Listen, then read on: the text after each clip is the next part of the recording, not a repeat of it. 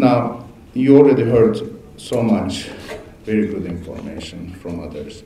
So what I decided to do is to talk about a few things, a few observations that might be relevant for the successful implementation of this particular program. So first, you should know that BISP at the beginning, I was in the South Asia region again, and I actually was leading the development policy operation that had one item, prior action, that BISP is established. Another one was about the proxy means test, transparent selection, the first registry, and so on.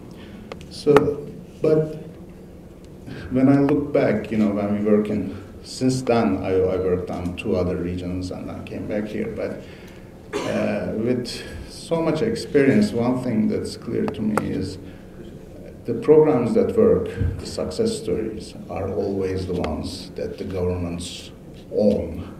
They want to do, they put energy, effort into it.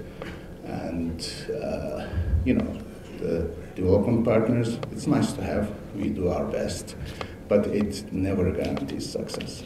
So take a moment to congratulate yourself. This is a big deal. I'm amazed at where BISP have come over the years. During those early times, we had taken the BISP technical staff to Mexico and Brazil to show these programs and study them and so on. Now we actually take other countries to Pakistan to show Venezuelan income support program. This is where we are at. So,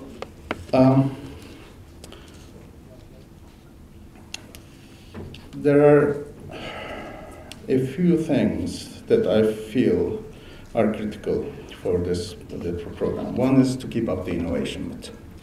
Now, you have already launched dynamic registry in January 2023. That's a big deal. Yes, there are challenges, not because, first of all, no data is ever perfect, right? So acknowledging this is a big deal. What's important is you have the systems, update mechanisms, monitoring and evaluation to identify things and correct them and fix them as you go. So I think that is huge. The second is this September 2023, you also introduced a new payment system to promote financial inclusion, right? And today we have this savings scheme. So this is wonderful. It is this innovation bit and the government's leadership that will make this program succeed or not. Let me give one example, by the way, on critical things, such as, again, during looking at the past, females receiving the BISP benefits. It was actually controversial. Yes, there was evidence all around the world that it's a good thing, but then there were noises in different parts of Pakistan, small parts, that this is maybe not a good idea, it's not allowed, and so on.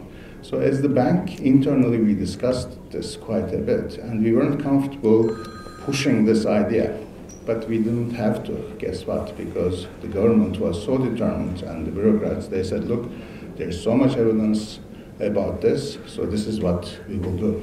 I mention this because this particular program is not targeted towards the females, right? And that's perfectly fine, actually, except bringing in this monitoring and evaluation angle to this whole thing.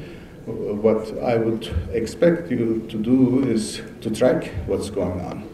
And if females are not represented sufficiently, it may be that's why we are doing the pilot, then investigate why this is happening and put in incentives to make it a bit more balanced, right?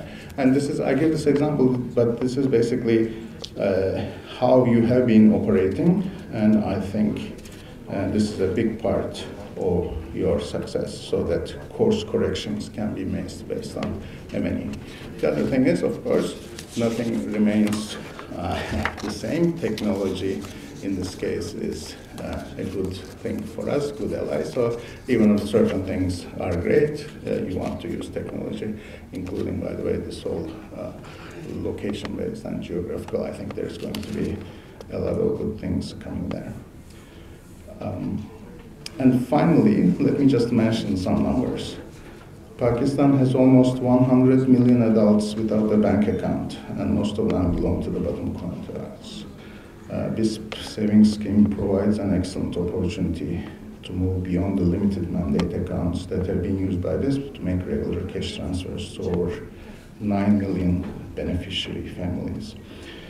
100 million adults without a bank account.